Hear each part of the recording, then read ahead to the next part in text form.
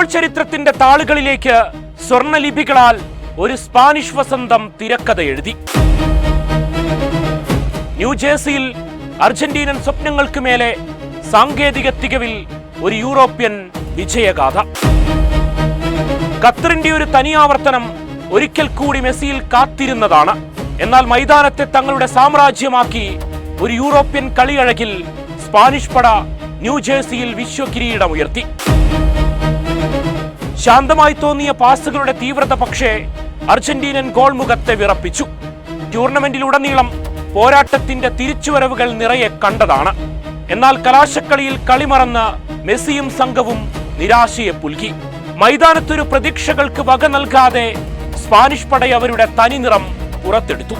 Spanish goal മുഖത്തേക്ക് മുന്നേറ്റങ്ങളില്ലാതെ Argentina തളർന്നു വീണു. ചുവപ്പ് കാർഡിൽ എൻസോയുടെ മടക്കം മെസ്സിപ്പടയ്ക്കുമേൽ ഇരട്ടി പ്രഹരമേൽപ്പിച്ചു. 10 പേരുമായി കരുത്തേറും സ്പാനിഷ് പടയ്ക്ക് മുന്നിൽ രക്ഷാതീരം തേടി അർജന്റീന അലഞ്ഞു.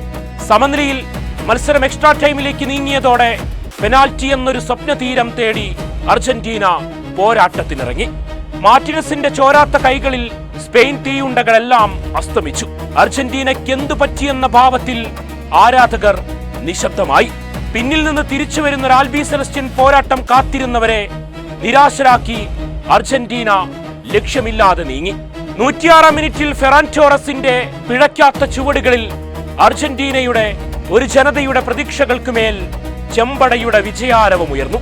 2010 അതായിരുന്നു സ്പാനിഷ് പടയുടെ സുവർണകാലം. ടിക്കി ടാക്കയുടെ വശ്യതയിൽ കാലം അങ്ങനെ കടന്നുപോയി. ചടുലവേഗം നിറഞ്ഞ കാൽപന്തഴകിന് പക്ഷേ വിശ്വകിരീടം അന്യമായി നിന്നു. വർഷങ്ങൾ പിന്നിട്ട അമേരിക്കൻ ഐക്യനാടുകളിൽ ആ മോഹമുത്തിലേക്ക് അവർ പട നയിച്ചു.